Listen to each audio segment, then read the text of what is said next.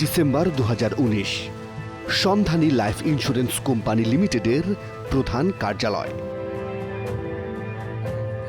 হারুনুর রশিদ এই বৃদ্ধ তার মেয়ে মরিয়মকে নিয়ে এসেছেন সন্ধানী লাইফে। 2008 সালের আগস্টে 10 বছর মেয়াদী একটি বীমা পলিসি খুলেছিলেন মেয়ের নামে। সেই 10 বছর শেষ হয়ে যায় আরও 1 বছর আগে। লাভসহ বীমার টাকা নিতে আজ এসেছেন সন্ধানী লাইফের প্রধান কার্যালয়ে। 1,31,230 টাকা পেয়েছে। এমন দৃশ্য খুব একটা দেখা যায় না, বরং টাকা না পাওয়ার উল্টো অভিযোগ নিয়ে হাজির হন বেশিরভাগ গ্রাহক। তবে এভাবে গ্রাহককে ডেকে টাকা বুঝিয়ে দেয়াটাই স্বাভাবিক প্রক্রিয়া বলে জানালেন কোম্পানির এই পরিচালক।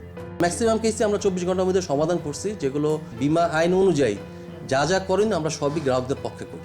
আপনি কি সন্তুষ্ট এই টাকায়?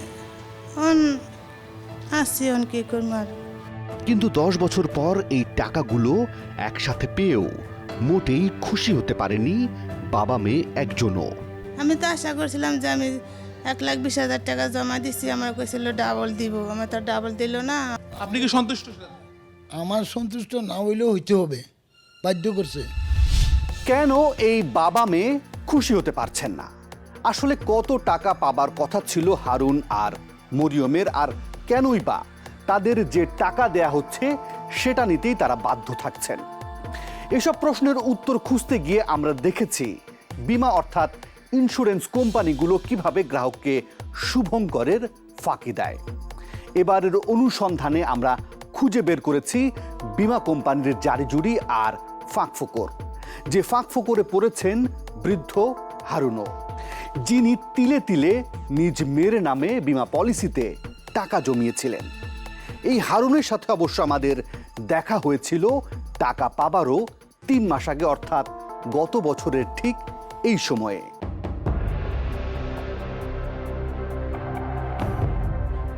রাজধানীর খিলক্ষেত এলাকা, রেল লাইনের পাশের এই সবজি দোকানটি হারুন আল রশিদের। ভোরে পাইকারি বাজার থেকে সবজি এনে সারাদিন খুচরা বিক্রি করেন। লাভ যতটুকু হয় তা দিয়েই তার সংসার চলে। সামান্য কিছু লাভ হয়, সামান্য, অতি কষ্টে জীবন অতিবাহিত চলতেছে আর কি। এছাড়া উপার্জনের আর কোনো পথ নেই হারুনের। আয়ের একটা অংশ পাঠিয়ে দেন স্ত্রীর কাছে, আরেকটা অংশ দিয়ে এই খুপড়ি ঘরে ভাড়া থাকেন। একমাত্র মেয়ে মরিয়মের ভাগ্য বদলাতে হারুন 2008 সালে সন্ধানী লাইফ ইন্স্যুরেন্সে একটি বীমা পলিসি খুলেছিলেন। আমি মনে করলাম কি মেয়ের তার কিছু দিতে হয় না, এই 1,000 করে জমা দিলে 10 বছরে ডাবল যদি পাওয়া যায় যাও। রাত দিন খেটে খেয়ে না খেয়ে হলেও প্রতি মাসে 1,000 টাকা করে জমা দিয়েছেন হারুন। আমারে বলছে যে আপনি 10 বছরের জন্য যদি করেন 1,000 টাকা করে জমা দেন, 1,20,000 জমা হইলে আপনি 2,40,000 টাকা পাবেন। কিন্তু মেয়াদ শেষ হবার পর লাভ তো দূরের কথা, আসল টাকাই ফেরত পাচ্ছিলেন না হারুন। সেই সময় কোম্পানি তাকে দিতে চেয়েছিল 69,000 টাকা। আমি 1,20,000 জমা দিচ্ছি, আমার দেবো 2,40,000, তখন আমি কেন নিব 69,000? আমার পকেটের টাকা তো, এই পরিশ্রমের টাকা তো 1,20,000। মেয়ের জন্যে জমানো শেষ সম্বল উদ্ধারে গত 1.5 বছর ধরে বারবার কোম্পানির কাছে ধর্ণা দিয়েও কোনো লাভ হয়নি হারুনের। কিন্তু ওরা যদি আপনাকে টাকাটা না দেয় আর তাহলে আপনি কি করবেন? আমি একটা আইনের ব্যবস্থা নেব, একটা ব্যবস্থা নেব না। 69,000 কখনো যদি পুরোটাই মাঝে যাক, কিন্তু আমি এটা একটা ব্যবস্থা নিয়েই নেব। এই বৃদ্ধ বীমা খুলেছিলেন কুমিল্লার দেবিদ্বারে। তাই টিম 360 ডিগ্রি এবার রওনা হয় কুমিল্লার দিকে। কুমিল্লার দেবিদ্বার উপজেলা। এই ভবনের 4 তলায় এসে হারুন টাকা জমা দিতেন। কোম্পানির সেই অফিস এখন গোডাউন, তবে চোখে পড়ছে ভিন্ন কোম্পানির সাইনবোর্ড। এটা কি কার গোডাউন? কার এটা? দোকান নিচে দোকান সব এই যে ওখানে আবার লাইফ ইন্স্যুরেন্স দেখতে পাচ্ছি, ওটা কিসের এই যে ওটা? এটা এর আগে ছিল এখানে। এই দেবিদ্বারে আর কোথাও সন্ধানী লাইফের কোনো অফিস আমরা খুঁজে পাইনি। এখানে কি লোকজন নিচে প্রায় আসে? প্রায় আসে, প্রায় মহিলারা এসে দাঁড়ায় থাকে। কি বলে তারা? তারা বলে যে উপরে ইন্স্যুরেন্স আছে খোলা থাকেনি, এটা খোলা থাকে না কেন, প্রায় কিছু বলে। আমরা বলি এটা আমরা জানি না, সব সময় দেখি বন্ধ থাকে। জিজ্ঞেস করেন। হারুন আমাদের বলেছিলেন টানা ৭৫টি কিস্তি জমা দেবার পর তিনি আর কোনো টাকা জমা দিতে পারছিলেন না। দেবিদ্বার থেকে যে প্রশাসনিক লোক ছিল বন্ধ করে কোথায় যে গেছে তা আমার যা অনেক খোঁজাখুঁজি করছে, অনেক জায়গায় গেছি। অর্থাৎ গ্রাহককে না জানিয়ে অফিস গুটিয়ে ফেলে কোম্পানিটি। সেই বন্ধ অফিসে গ্রাহকেরা এখনো এসে খোঁজ নেন। তাদেরই একজন মফিজুল ইসলাম। মফিজুল আমাদের নিয়ে গেলেন তার বাড়িতে। এই মফিজুল শুধু একা নন, বীমা খুলেছিলেন পরিবারের ৫ সদস্যের নামেও। প্রতিটি পলিসির মেয়াদ ১০ বছর। কাজ মনে করে আমার নিজের একটা, আমার 2 মাইয়া, হ্যাঁ, তারপরে গিয়া আমার এক পুত্রের বউ। তার ছেলের বউ তসলিমা কিস্তি মিস হবার ভয়ে অগ্রিম প্রিমিয়ামও জমা দিতেন। প্রথম যে মাসে করছি ৬,০০০ টাকা জমা দিয়ে পুরো মাস ক্লিয়ার করছি। জুন মাসে করছি, জুন মাস থেকে জানুয়ারিতে ৬ মাস লাগে, এই ৬ মাসের টাকা একলগে দিয়ে আমরা করছি। ৭ বছর পর পুরো পরিবারের মাথায় যেন বাজ পড়ে। একদিন হঠাৎ গিয়ে দেখেন বীমা অফিসে তালা। ৫-৭ বছর জমা দিয়ে সারানোর পরে এখন দিয়ে অফিস নাই, গেছি অফিসে নাই, নাই। দেবিদ্বারে অফিস বন্ধ পেয়ে কুমিল্লার অফিসে গিয়েও তারা বীমার টাকা জমা দিতেই পারেনি। এরপরে আবার কোম্পানির কাছে গেছি। কোম্পানি যখন কোম্পানির যে অফিস আছে তারা কেছে দেখেন আমরা চাইয়ে দিতে এলাম, কিন্তু আমরা আপনার উপকার করে দিতে পারতাম না। মাঠ পর্যায়ে টাকা তোলার দায়িত্ব এজেন্টের, অথচ এই এজেন্ট কিন্তু কোম্পানির সরাসরি বেতনভুক্ত কর্মচারী নন, তিনি কমিশন পান। একবার ভেবে দেখুন, এই এজেন্ট যদি গ্রাহকের টাকা পকেটে ঢুকিয়ে ফেলে তখন কি হবে? এমন অনেক অসাধু এজেন্ট কিন্তু কোম্পানির নাম ভাঙিয়ে গ্রাহকের টাকা নিয়ে পালিয়ে যান, অথচ তখন কোম্পানিগুলো এর কোনো দায়িত্বই নিতে চান না। ফলে বিপাকে পড়েন গ্রাহক। মফিজুলের বিষয়টা পরিষ্কার হতে কুমিল্লায় যাওয়া যাক। এবার সন্ধানী লাইফ ইন্স্যুরেন্সের কুমিল্লা কার্যালয়ে টিম 360 ডিগ্রি। এই সন্ধানী লাইফ ইন্স্যুরেন্স কোথায়?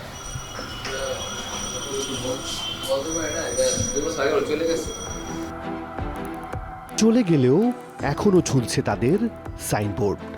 পাশের ভবনেও একটা সাইনবোর্ড দেখা যাচ্ছে। দেখা যাক সেখানে তাদের পাওয়া যায় কিনা। সন্ধানী লাইফ ইন্স্যুরেন্স এটা কয়তলা এটা? এটা আসলে এই বাসায় ছিল আগে আরো প্রায় 1 বছর আগে। তারপর এটা ভেঙে গেছে। কোথায় চলে গেছে? এখন কোথায় চলে গেছে আমরা বলতে পারবো না তো। তার মানে এখানেও নেই তারা। খোঁজ করতে করতে কোম্পানির জোনাল কার্যালয় পাওয়া গেল কুমিল্লার রানীবাজারে। আনুষ্ঠানিকভাবে কেউ বক্তব্য দিতে রাজি হলেন না, তবে পাওয়া গেল বেশ কিছু তথ্যউপাত্ত। কাগজ কলমের তথ্য বলছে মফিজুলের পরিবার যে টাকা জমা দিয়েছেন তার পুরোটা জমা হয়নি। মফিজুলের স্ত্রী বকুলের জমা হবার কথা ৭২ কিস্তি, কিন্তু জমা হয়েছে মাত্র ১৩ কিস্তির টাকা। বাকি সদস্যদের জমা পড়েছে কারো ২৩ কিস্তি, কারো ৯ কিস্তি, আর ২৪ কিস্তি জমা না হবার কারণে একটি টাকাও পাবে না মফিজুলের পরিবার। এবার রাজধানীর খিলক্ষেতের সেই হারুনের হিসেবটা একটু দেখা যাক। অফিসের কাগজ বলছে হারুন তার মেয়ে মরিয়মের নামে জমা দিয়েছেন ৭৫টি কিস্তি। তিনি আসলে কত কিস্তি দিয়েছিলেন জানতে হবে। আমরা আবারও হারুনের সামনে। এই ১০ বছরে ১,২০,০০০ টাকা জমা দিছিল। এই বইয়ের মধ্যে লেখা আছে ডাবল দিবে। অনুসন্ধানের শুরুতে আমরা দেখেছি তিনি পেয়েছেন ১,৩২,০০০ টাকার মতো। হিসেব অনুযায়ী লক্ষাধিক টাকা কম পেলেন হারুন। টানা 10 বছর ধরে সব কিস্তি দেবার পরও তিনি টাকা কম পেলেন কেন? সন্ধানীর আইন বিভাগ বলছে কিস্তি পরিশোধের ক্ষেত্রে হারুন ধারাবাহিক ছিলেন না। তাহলে প্রশ্ন হলো, হঠাৎ হঠাৎ অফিস পরিবর্তন আর কিস্তি জমা দেবার জটিলতা তৈরি কি কোনো অপকৌশল নয় তো? জানবো, তবে একটা বিরতির পর।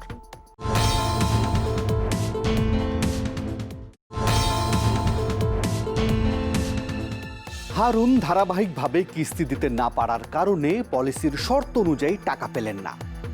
এখানে ফাঁকফোকর আর কৌশলটা কি জানতে হবে, জানবো। তবে এরই ফাঁকে আমরা আরও একটি বীমা কোম্পানির দিকে নজর দিতে চাই, যাদের বিরুদ্ধে অভিযোগ তারা মাটি কাটা শ্রমিকদের প্রলোভন দেখিয়ে টাকা হাতিয়ে নিয়েছেন, যারা মেয়াদ শেষ হয়ে যাবার কয়েক বছর পরেও শ্রমিকদের টাকা দিচ্ছেন না। তাহলে চলুন মানিকগঞ্জে যাওয়া যাক। গ্রামের নাম পুটাইল। একটি ইন্স্যুরেন্স কোম্পানির বিরুদ্ধে অভিযোগের সূত্র ধরে মানিকগঞ্জের সদর উপজেলার এই গ্রামে টিম 360 ডিগ্রি।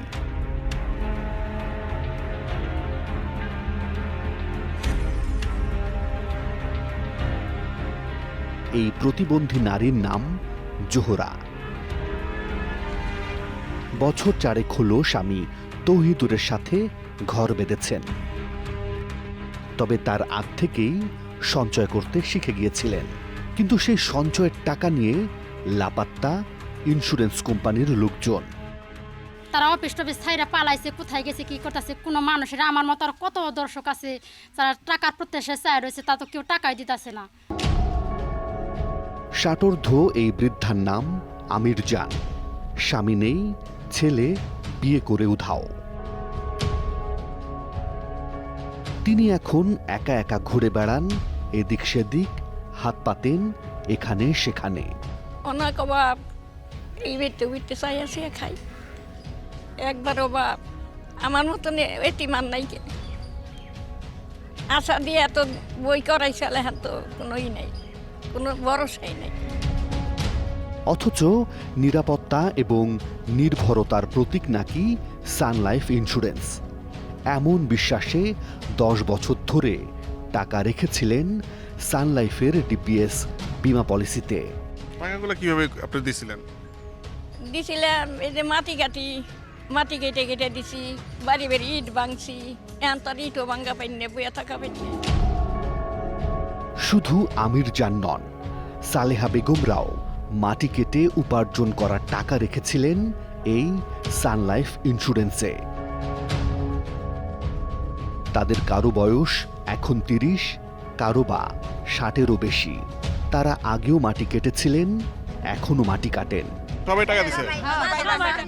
আপনি কত দিছেন? আমার ইয়ে হয়ে গেছে, আমার 200 টাকা করে দিছি। আমার টাকা শেষ হয়ে গেছে, আমার মেয়াদ শেষ হয়ে গেছে। আমার টাকা এখন তো দেয় না। না, আপনি কত করে দিতেন? আমি 210 টাকা। 210 টাকা? হ্যাঁ, 210 টাকা। আমার 3 এক বছর বাকি আছে। আমার 3 বছর হয়ে গেছে, 9 তাও বছর। এখন তো টাকা দেন। আমারও আপনি টাকা দিছেন? আমি দিছি 100 করে দিছি, আমি 104 বছর দিছি। আচ্ছা, আপনি দিছেন? হ্যাঁ, আমি দিছি। আপনিও দিছেন না? হ্যাঁ, আমার তো 9 বছর, এই যে 10 বছর পর যায়। তা আপনি কি মাটি কেটে দিছেন? আমি মাটি কেটেই দিছি। হ্যাঁ, আমার স্বামী নেই, আমি মাটি কেটেই দিছি টাকাটা। মাটি কেটে টাকা দিছেন? স্বামী নেই তো মাটি কাটা হয়েছে, না মাটি কাটা হইতো না, মাটি কেটে তো টাকা পয়সা দেওয়া হয়েছে। আবার কইছে ধনী হইবে তোমরা, টাকা দেও, তোমার টাকা দেও, তোমার ধনী বানাই দেই, তোমরা গরিব মানুষ ধনী বানাই দেই। কিন্তু ভাগ্য বদলায়নি কারো। এখন মাটি কেটে দিনে মজুরি পান 250 টাকা। যখন বীমা খুলেছিলেন তখন 50 টাকার বেশি ছিল না। 100 টাকা দিতেই কষ্ট হয়ে যেত এই মাটি কাটা শ্রমিকদের। 1 তারিখ মনে করেন আমার ওই 100 টাকা আছে, আমি 100 টাকা গিট্টা করে মাটির খাতে আসছি। তখন মনে করেন আমার নাতিনটা নিয়ে আমার ছেলের বউ আসছে, টাকা নাই বাড়ি। আমার নাতিনটা অনেক কান্দাকাটি করলো, কিন্তু ওই আমার নাতিনের আমি 100 টাকা দিতে পারলাম না। আঞ্জুমানরা এসে কয় টাকা দেও, আঞ্জুমানরা টাকা দিলে দিব, আমরা অন্য কেউ চিনি না। কে এই আঞ্জুমানারা? এই নারী শ্রমিকদের কাছ থেকেই জানা গেল আঞ্জুমানারা সান লাইফ ইন্স্যুরেন্সের এজেন্ট। তার কাছেই টাকা জমা দিত গ্রাহকরা। এই গ্রাহকদের নিয়ে আমরা এবার কোম্পানির এজেন্ট আঞ্জুমান আরার বাড়িতে।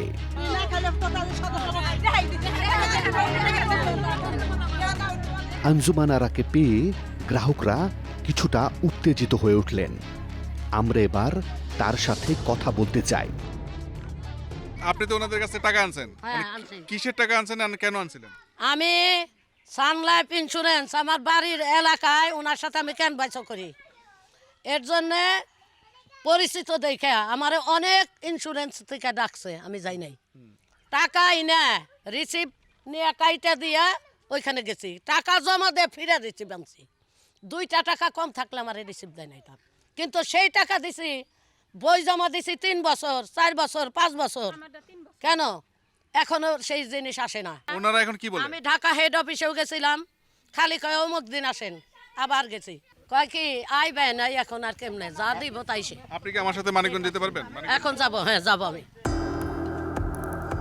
আঞ্জুমান আরাকে সাথে নিয়ে মানিকগঞ্জ শহরের উদ্দেশ্যে টিম 360 ডিগ্রি।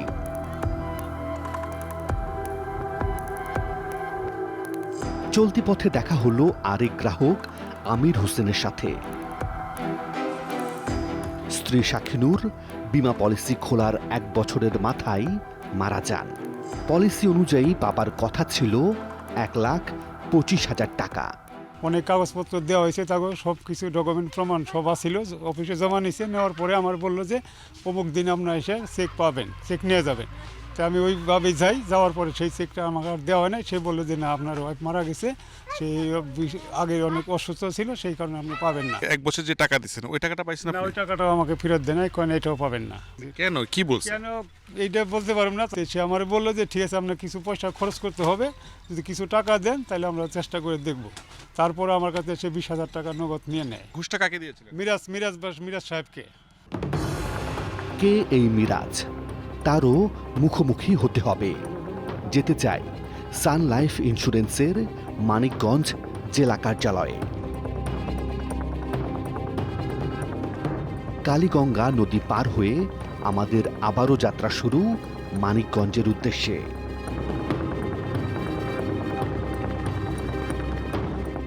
আধা ঘন্টার মধ্যে আমরা পৌঁছে যাই মানিকগঞ্জে। এই ভবনের 5 তলাতেই সান লাইফের কার্যালয়।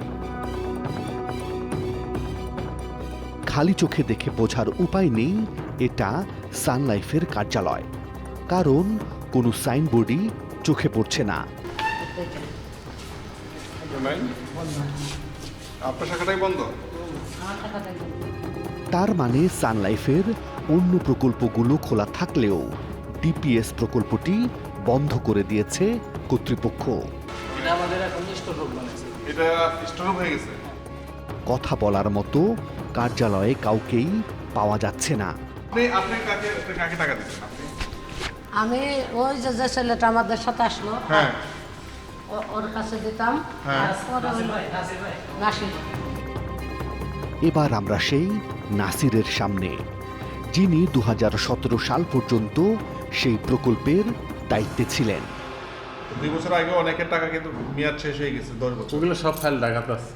কারণ ওই টাকাগুলো আসলে পাচ্ছে না কেন? টাকা কোম্পানি এলো ফান্ডই দেয় না, বুঝছেন? টাকাগুলো তাহলে কোথায় গেল?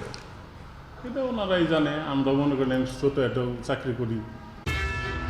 এবার শোনা যাক আঞ্জুমান আরাকে কিভাবে এজেন্ট হিসেবে নিয়োগ দিয়েছিল এই সান লাইফ ইন্স্যুরেন্স। সে সময় বলল যে প্রথম করলে শতকরা 30 টাকা দিব, তারপরে থেকে 5 টাকা করে দিত। আমি প্রতি মাসে 30, 35, 40 হাজার টাকাও দিতাম। 5 টাকা হারে হলে তো 40,000 টাকা, আপনি 2,000 টাকা পাইতেন। এই 2,000 টাকা তো মাসে 2,000 টাকা পাইতেন। এই 2,000 টাকা কি হইতো আপনার? পান সুপারির খরচ আর যাতায়াতের খরচ হইতো।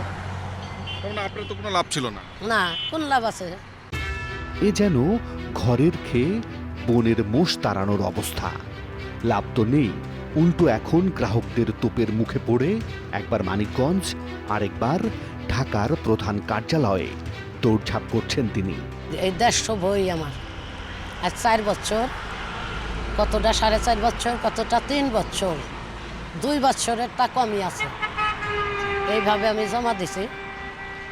এইখানে সব কিছু সহ এখন পর্যন্ত পাই না। আমি হেড অফিসেও গেছি 2-3 বার। এবার আমরা সেই মিরাজ আলীর কাছে যেতে চাই, যার বিরুদ্ধে ঘুষ নেবার অভিযোগ তুলেছিলেন লেমুবাড়ির আমির হোসেন।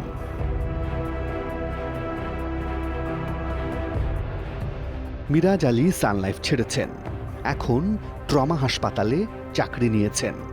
চাকরি ছাড়লেন কেন? আমি আসলে জনগণের প্রত্যাশা পূরণ করতে পারিনি। প্রায় 2 বছর 2.5 বছর হয়ে গেছে, কাউরে কোনো টাকা ব্যাক করতে পারিনি। বিসে গেলে এইসব কারণেই সানলাইফ ছাড়ছে। আপনাকে টাকা তোলার ব্যাপারে আপনাকে 20,000 টাকা দিয়েছে, এটা এই অভিযোগটা কি সম্পর্কে আপনি কি বলেন? না, এই অভিযোগটা একেবারেই আমার ইয়েতে নাই এবং এই ধরনের কোনো ক্লেম আমাদের কাছে নাই। 20,000 টাকা আপনাকে দেয়নি? না না না, কোনো টাকা দেয়নি? না, এই ধরনের কোনো নাই। শাকিনুরের হাজবেন্ড তাহলে কেন আমাকে এই কথাটা বললেন? আর কি আসলে ওনাকে আমি সামনে পাইলে হয়তো বা উনি সামনে আসলে বলতে পারতাম। সব অভিযোগ নিয়ে টিম 360 ডিগ্রি হাজির সান লাইফ ইন্স্যুরেন্সের প্রধান কার্যালয়ে। আনুষ্ঠানিকভাবে কথা না বললেও জানালেন সব গ্রাহকের টাকা ফেরত দেবেন তারা। হ্যাঁ, তারা টাকা ফেরত দিয়েছেন, তবে গত 1 বছরে টাকা পেয়েছেন মাত্র 5 জন। আর 19 জন গ্রাহকের 8 লাখ টাকা তুলে নিয়ে গেছে কোম্পানিটির সাবেক কর্মকর্তা সাইফুল। কোম্পানি এখন বলছেন সাইফুলের কাছ থেকে গ্রাহকদের টাকা আদায় করে নিতে। অদ্ভুত, এভাবে যদি গ্রাহকের কষ্টের জমানো টাকা কেউ লুট করে নিয়ে যায়, তাহলে এর দায় দায়িত্ব কে নেবে? ফিরছি আরও একটা বিরতির পর।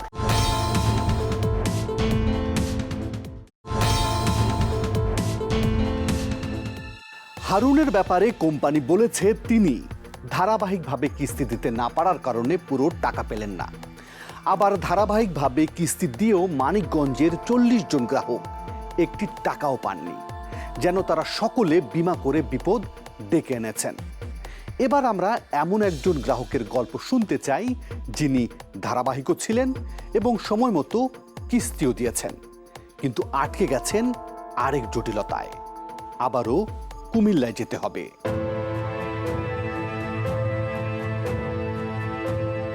এই নারীর নাম লাইলি আক্তার, বাড়ি কুমিল্লার দেবিদ্বারে হোসেনপুর গ্রামে।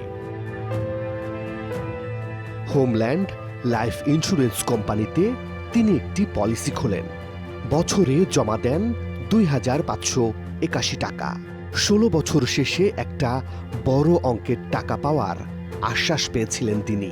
প্রথম বলছে যে আপনি 1 লক্ষ টাকা পাইবেন যদি প্রতি বছরে 2,500 টাকা করে আপনি জমা দেন। প্রথম পলিসির 16 বছরের মেয়াদ শেষ হবার পর তাদের কথার সাথে কাজের মিল খুঁজে পাচ্ছিলেন না তিনি। জমা রাখছে, পরে কয়েকটা টাকা পাইবেন, ডিসেম্বর মাসে পাইবেন, ফেব্রুয়ারি পাইবেন। আমি 2 মাস পর পর আসা যাওয়া করতে আসি, এমন করতে করতে আজকে প্রায় 3 বছরের কাছাকাছি হয়ে গেছে। লাইলি আক্তারের এমন অভিযোগের সত্যতা যাচাই করতে আমরা কুমিল্লার জাফরগঞ্জে হোমল্যান্ড ইন্স্যুরেন্স কোম্পানির কার্যালয়ে। সেখানে গিয়ে পাওয়া যায় এক স্থানীয় এজেন্টকে। জানতে চাই লাইলি আক্তারের বীমার টাকা দেয়া হচ্ছে না কেন। কিছু অর্থনৈতিক আমাদের প্রবলেম আছে, এই কারণে কোম্পানির টাকা পাইতে একটু লেট হইতেছে। এটার সমাধান তো কোম্পানি আছে, কর্তৃপক্ষ আছে, চেষ্টা করতে আছে দেওয়ার জন্য, চেক দিয়েছেও কিছু দিতেছে। দৃশ্যপটে হাজির হন আরও একজন গ্রাহক, তারও অভিযোগ একই রকম। 22,919 টাকা জমা হয় আমার মেইন টাকা। তো আমার তো লাভ দেওয়ার কথা, আমার মেইনটাই নাই, লাভ কই এত কম টাকা কেন? তো চিন্তা করলাম ঠিক আছে, আমরা বলেন যে 1885 টাকা দিবেন, তো ঠিক আছে এটা দিয়ে দেন। তো এটা দিয়ে দেন বলে তো বছরের পর বছর খালি ঘুরতে আসি। এবার কি বলবেন এই ম্যানেজার? লাস্টে তো দেয় না 3 কিস্তি। হ্যাঁ, ক্ষতিগ্রস্ত হবে, এটা কোম্পানির আইন রুল। এবার আমরা রাজধানীর মতিঝিলে হোমল্যান্ডের প্রধান কার্যালয়ে। এখানে কেউ ক্যামেরায় সরাসরি কথা বলতে রাজি নন, তবে পাওয়া গেল সমস্যা সমাধানের আশ্বাস।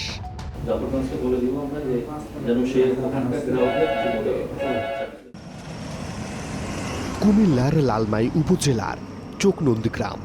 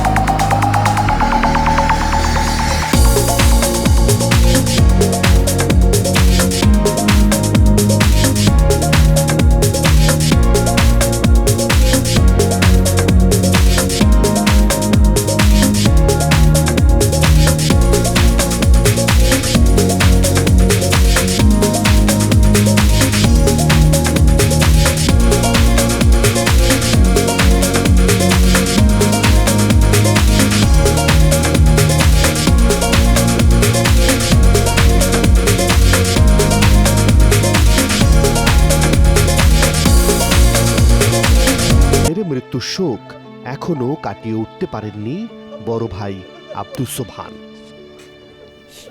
আজকে এতিমগুলোর কেন এই দুরবস্থা? এরা অনেক কিছু আমাদেরকে হাইকোর্ট দেখায়, আমরা কি বাচ্চাগুলোর নিয়ে এই জায়গায় দৌড়াদৌড়ি করা সম্ভব?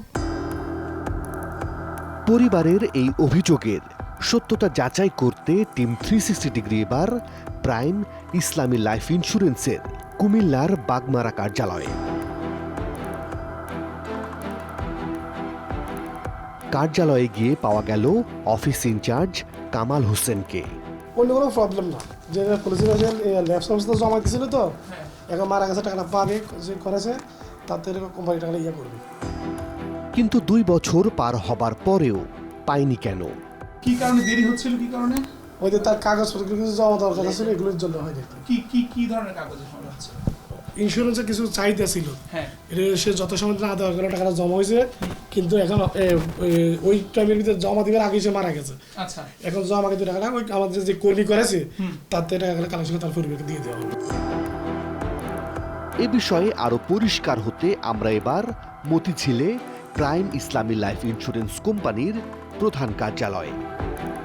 কিন্তু এখানে জানা গেল ভিন্ন কথা। উনি বিদেশে থাকা অবস্থায় দেশে থাকার ঘোষণা দিয়ে যে জাল মেডিকেল মানে ভুয়া মেডিকেল রিপোর্ট সাবমিট করছে, যদি সঠিক মেডিকেল রিপোর্ট সাবমিট করতো সেই ক্ষেত্রেও হয়তো পলিসিটা অ্যাকসেপ্ট নাও হইতে পারতো কোম্পানির নিয়ম অনুযায়ী, এবং মানে অনুযায়ী ক্লেমটা ডিক্লাইনেবল আর কি, ডিক্লাইন করা অবস্থায় আছে, ডিসিশন দেওয়া আছে এবং গ্রাহককে সেটা তো চিঠির মাধ্যমে জানিয়েও দেওয়া হয়েছে। তথ্য গোপন করলেন এজেন্ট, অথচ শাস্তি পেল গ্রাহক। সুলতান আবেদিন মোল্লা বীমা উন্নয়ন ও নিয়ন্ত্রক সংস্থার সাবেক সদস্য, বীমার বিভিন্ন দিক নিয়ে কাজ করছেন দীর্ঘদিন ধরে। তার কাছে জানতে চাই, এজেন্ট যদি ভুয়া কাগজ দেয় তাহলে এর দায় কে নেবে? বেশিরভাগ ক্ষেত্রেই এই এজেন্টরা এই পলিসিগুলি ফলস ডকুমেন্ট এনকারেজ করে, হ্যাঁ, পলিসি হোল্ডারকে, ইভেন কি তারা নিজেরাও তৈরি করে দেয়।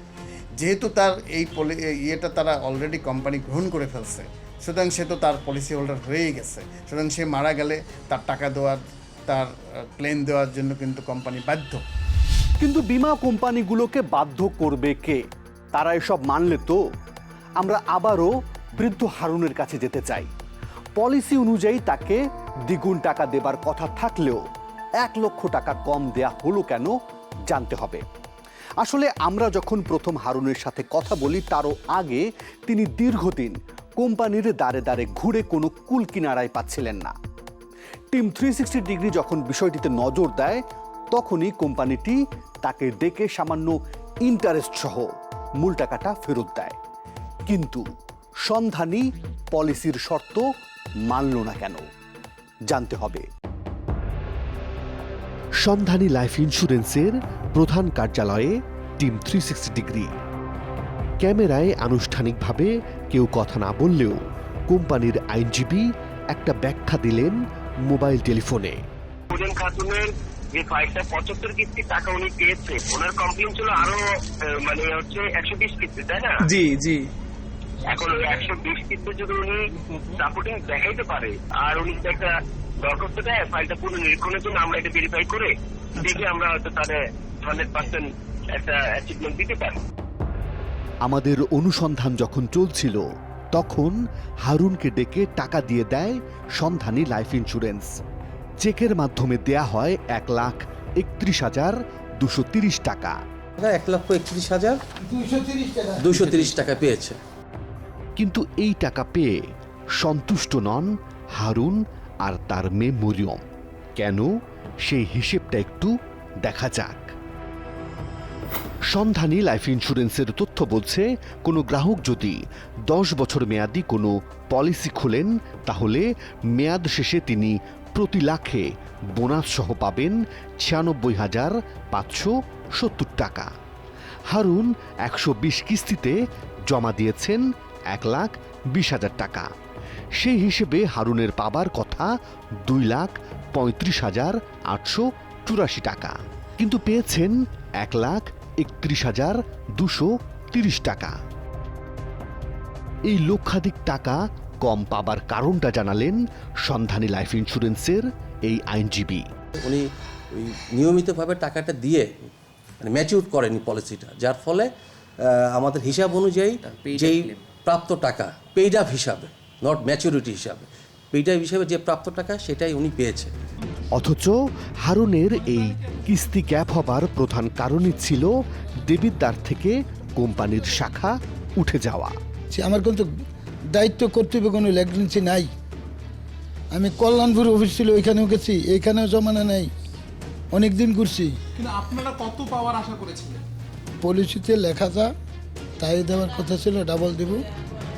এসব অভিযোগ নিয়ে আমরা হাজির হয়েছিলাম সরকারি প্রতিষ্ঠান বীমা উন্নয়ন ও নিয়ন্ত্রক সংস্থায়। একটা নির্দিষ্ট সংখ্যার বেশি অভিযোগ যদি জমা পড়ে ইন্দ্রা অফিসে, তাহলেও তাকে আমরা আনফিট বলে ডিক্লেয়ার করব এবং তার ওই top management, that is CEO and then the deputy CEO, ওনাদেরকে আমরা আমাদের টাস্কের মধ্যে রেখেছি। এটা আমরা নির্দেশ দিতে যাচ্ছি এর মধ্যে। বীমা কোম্পানি আর গ্রাহকের মাঝে কোনো এজেন্ট, দালাল কিংবা তৃতীয় পক্ষ রাখতে চান না এই কর্মকর্তা। যাতে করে পলিসি হোল্ডার সরাসরি ব্যাংকে টাকা জমা দেয়, কোম্পানির ইন্স্যুরেন্স কোম্পানির ব্যাংক অ্যাকাউন্টে জমা দেয়। এই ক্ষেত্রে হয়তো ইন্টারমিডিয়ারিজ যারা আছে তারা তার টাকাটা ডিফলকেট করার সুযোগটা কম পাবে। এই নিয়মটা চালু হলে হারুন আর মরিয়মের মতো অসংখ্য মানুষকে আর ঠকতে হবে না, আর দিনের পর দিন দেশের নানান প্রান্তে তৈরি হবে না এমন অসংখ্য ভোগান্তির গল্প। ইউরোপ, আমেরিকা, সিঙ্গাপুর কিংবা জাপানের মতো উন্নত দেশগুলোর অর্থনীতিতে বিমা খাত কিন্তু ব্যাংকিং খাতের চেয়ে বেশি শক্তিশালী। এসব দেশে ব্যাংক গ্যারান্টির চেয়ে কিন্তু বিমা গ্যারান্টিকে বেশি মূল্যায়ন করা হয়। এটা স্বীকার করে নিতে কোনো আপত্তি নেই যে আমাদের দেশে বিমা খাতের ভাবমূর্তি কিন্তু যথেষ্ট উজ্জ্বল নয়। তাই বলে এজন্য আবার আমরা সকল বিমা কোম্পানিকে দোষারোপ করতে চাই না। অনেক ভালো কোম্পানিও কিন্তু আছে, একই সঙ্গে আছে আস্থার সংকটও। আমরা মনে করি এই খাতটিকে শক্তিশালী করতে হলে বিমা নিয়ন্ত্রক সংস্থাকে আরও সক্রিয় হতে হবে, সরকারকে হতে হবে আরও কঠোর। প্রিয় দর্শক, আপনাদের কাছে কোনো সুনির্দিষ্ট তথ্য কিংবা অভিযোগ থাকলে আমাদেরকে জানাতে পারেন। আমাদেরকে জানাতে পর্দায় দেখানো মাধ্যমগুলোতে যোগাযোগ করুন। আজ তাহলে এ পর্যন্ত। তবে কথা কিন্তু একটাই, ভালো থাকবেন, ভালো রাখবেন।